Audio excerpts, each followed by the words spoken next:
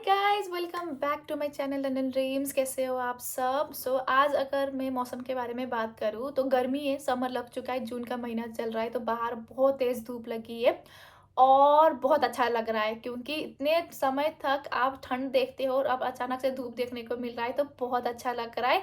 बाकी सितंबर इनटेक आने वाला है, सबसे बड़ा इनटेक हर जगह के लिए।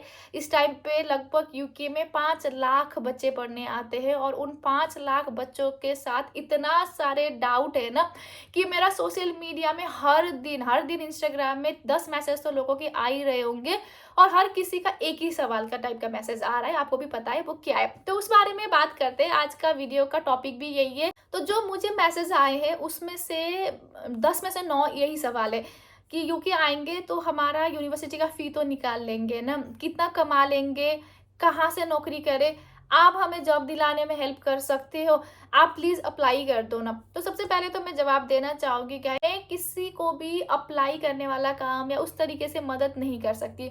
मैं भी नॉर्मल इंसान ही हूँ, बस कुछ जो मेरे पास नॉलेज है मैं सिर्फ़ वही शेयर करती हूँ। बाकी हेल्प करने में आप कोई भी डाउट पूछ लो, मैं उसके बारे में बता सकती हूँ। बाकी आप मुझे ये बोलो, आप पूछते रहते हो, मैं एजेंसी के डिटेल्स भी देती हूँ, जॉब कहाँ पे है उस बारे में भी बता देती हूँ, बट आप मुझे यही बोलो कि आप ही अप्लाई कर दो ना, तो मैं नहीं कर सकती क्योंकि मैं अप्लाई कैसे करूँ? आपका जॉब है, आपको क्या पसंद है, आपका क्या प्रोफाइल है, मुझे कुछ नहीं पता, आपका ईमेल एड्रेस लगेगा, आपका फ़ोन नंबर लगेगा, तो मैं वो नहीं कर पाऊँगी। सॉरी। कि जो सवाल है कि हम यूनिवर्सिटी का फ़ी निकाल सकते हैं कि नहीं, ये बहुत कॉम्प्लिकेटेड सवाल है, ठीक है? कोई निकाल भी सकता है, कोई नहीं भी निकाल सकता है। मेरी नज़र में कोई ऐसे लोग भी हैं जिन्होंने निकाला है, जिन्होंने नहीं भी निकाला है और जो फँसे भी है। क्योंकि स्टूडेंट को 20 ही घंटा काम करना अलाउड है, ठीक है? 20 घंटा आप हफ़्ते में काम करोगे, जितना आप कमाओगे उतना ही आपका एक्सपेंस भी रहता है। स्टूडेंट क्या करता है, शेयर अकोमोडेशन में रहता है। जब आप शेयर अकोमोडेशन में रहते हो तो आपका अकोमोडेशन का फी थोड़ा सा कम होता है, आपके सारे बिल्स उसी में इंक्लूडेड होता है, बट स्टिल आपके पास कुछ और भी एक्सपेंसेस होता है, जैसे कि ग्रोसरी का, जैसे कि आपके मोबाइल बिल का, आपका वाईफाई बिल का, आपका ट्रैवल का। तो जितना आप कमाते हो, मानो कि एवरेज आपने हफ्ते का 200 पाउंड कमा लिया, 10 पाउंड के एवरेज लगा के चलते। यूके में क्या है कि आपका एज वाइज पे रेट है और एरिया वाइज है। अगर आप लंदन में रहते हो या लंदन से बाहर रहते हो, एज क्या है, 18 से 20, 20 से 23 और 23 से ऊपर। तो आप देख लीजिएगा, ये मैं डिस्क्रिप्शन में डिटेल दे दूंगी, आप वहाँ पे चेक कर सकते हो आप कौन से एरिया में आ रहे हो, किस एज ग्रुप में हो, ठीक है? उस हिसाब से आप देख सकते हो कि आपका नेशनल वेज रेट क्या रहेगा। बट हम एज एग्जाम्पल ले लेते हैं 10 पाउंड के हिसाब से, कैलकुलेशन में ईजी रहेगा क्योंकि 10 इंटू 20 200 पाउंड आप कमा रहे हो और 200 इंटू 4 कर लो या 5 कर लो, जिस हिसाब से आप सोचना चाहते हो कि चलो 5 हफ्ते का 1 महीना लगा देते, फिर भी आप कितना कमा लोगे? 1000 पाउंड आपका अपने ही एक्सपेंसेस में चला जाएगा। अगर आप मंथली अकोमोडेशन 600 पाउंड पे कर रहे हो, 200 पाउंड आपका राशन का ही आता है, और जो 200 पाउंड बचते हैं उसमें आप ट्रैवल करते हो, उसमें आप एक्स्ट्रा खाते-पीते हो, तो वो पैसा तो आपका वहीं खत्म हो गया।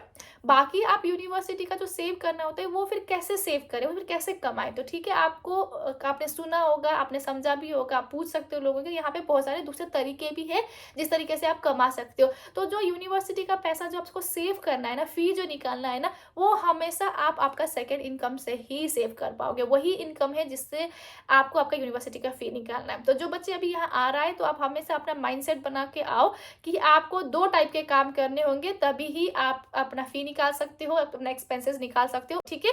और दूसरी चीज़ ये भी कि आते ही आपकी जॉब लगती नहीं है, टाइम लगेगा क्योंकि आपको डॉक्यूमेंट पहले बनाने होते हैं, बैंक अकाउंट खुलवाओगे, नेशनल इंश्योरेंस का डिटेल आने में ही टाइम लग जाता है, तो 1 महीने तो आपका ऐसा हो जाता है कि आप काम नहीं कर पाते हो, तो वो महीना तो वहीं निकल गया। और बहुत सारे बच्चे ऐसे होते हैं जो सिर्फ़ अपना कुछ एक इंस्टॉलमेंट ही पे करके आए होते हैं। तो मैं आपको हमेशा यही रिकमेंड करूँगी कि आप एटलीस्ट 1 साल का फ़ी पे करके तो ज़रूर आना। कि ग्रेजुएशन के लिए जो आते हैं, उन बच्चों के लिए तो और भी ज़रूरी है क्योंकि आपका मे बी एज भी कम ही होगा, आपको नेशनल वेज रेट भी आपका कम ही है, 8 पाउंड 9 पाउंड के हिसाब से है, आप कमाई भी कम करोगे और आपका ईयर जो होता है, आपको पढ़ाई करने वाला टाइम भी बहुत लंबा होता है, 3-4 साल का कोर्स रहता है, तो आप 4 साल तक कंटिन्यू सेम जॉब करते रहोगे, तो आपके लिए और भी बहुत प्रॉब्लमेटिक सिचुएशन है। अदरवाइज़ 1 साल का फ़ी पे करके तो ज़रूर आना। उस हिसाब से अगर आओगे तो ही आपका माइंडसेट बहुत फ्री होके आप अपना काम कर पाओगे।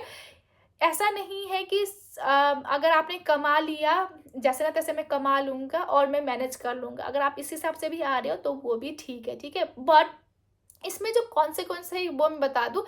जब आप सिर्फ़ काम करने लग जाते हो तो आप अपने पढ़ाई को ध्यान नहीं दे पाते हो। जब आप पढ़ाई को ध्यान नहीं दे पाओगे तो बाद में आपको पीएसडब्ल्यू लेने में दिक्कत होगा, क्योंकि पीएसडब्ल्यू आप तभी ले सकते हो जब आप पास आउट हो जाओगे। अब पास ही नहीं कर पाओगे तो पीएसडब्ल्यू में कैसे जाओगे? और आपका सारा जो प्लान है वो फ़ेल हो जाएगा। ना आपने कमाया होगा, ना आपने पढ़ाई करी, फिर आपका कोई कुछ फ़ायदा ही नहीं हुआ बाहर आने का। इसीलिए आपकी स्टडी हमेशा आपकी प्रायोरिटी होनी चाहिए। तो यही था जो तरीका मैं बताना चाह रही थी। जो बच्चे आ रहे थे इनमें लगभग यही सवाल थे। मैंने सोचा मैं एक ही साथ इस बारे में बात करूँ रादर देन अलग-अलग टॉपिक बना के, ठीक है? और बाकी जो कहते हैं कि अकोमोडेशन के रिलेटेड भी बात आती है कि कहाँ रहना चाहिए। देखो मेरे एक्सपीरियंस से, मेरे नॉलेज से तो मुझे यही लगता है कि पहले जितना भी टाइम हो सकता है शेयरिंग में ही रहो। जब आप शेयरिंग में रहोगे तो आपकी नेटवर्किंग बढ़ेगी, बहुत सारे लोगों से कनेक्ट होंगे, तो उनके जगह पे जॉब हो सकते हैं, उनके जान-पहचान के लोग हो सकते हैं, आपको दोस्ती यारी मिल जाएगी, क्योंकि स्टार्टिंग में आप बहुत अकेले होते हो, तो आपको अपने फ्रेंडशिप होना भी बहुत ज़रूरी है और आप इस तरीके से आप सेव भी कर सकते हो, ठीक है? तो शेयरिंग अकोमोडेशन में रहिए, वो सबसे कन्वीनिएंट रहता है। और अब ऑलरेडी आप पढ़ाई करने तो आ चुके हो, तो अपने एरिया में जितना हो सके उतना घूमिए और देखिए कि कहाँ पे जॉब अवेलेबल है। यहाँ पे प्रॉपर आपका सीवी होने की ज़रूरत नहीं है, क्योंकि आपको पार्ट टाइम जॉब करना है। हमेशा देखिए कि उस पार्ट टाइम जॉब के लिए आपका क्या ट्रांसफरेबल स्किल है, कितना आप बोल सकते हो। अपना इंग्लिश इम्प्रूव करिए सबसे पहले तो, और थोड़ा कॉन्फिडेंट बिल्डअप करिए। बाकी यही, और मैं कुछ और ज़्यादा ज्ञान नहीं देना चाहूँगी। अगर आपको कुछ भी जानना हो तो मुझे इसी वीडियो के कमेंट सेक्शन में पूछ लीजिएगा रादर देन सोशल मीडिया पे, क्योंकि अगर आप कमेंट करोगे मैं उसमें रिस्पॉन्ड करूँगी तो वो बाकी के लिए भी हेल्प होगा, ठीक है? और मेरे चैनल को लाइक, शेयर एंड सब्सक्राइब ज़रूर करिएगा। जैसे मैंने बताया, जो पूछना है वो पूछ लीजिएगा। चलो फिर अब मिलते हैं न्यू वीडियो में, न्यू टॉपिक के साथ। तब तक के लिए सी यू, बाय बाय।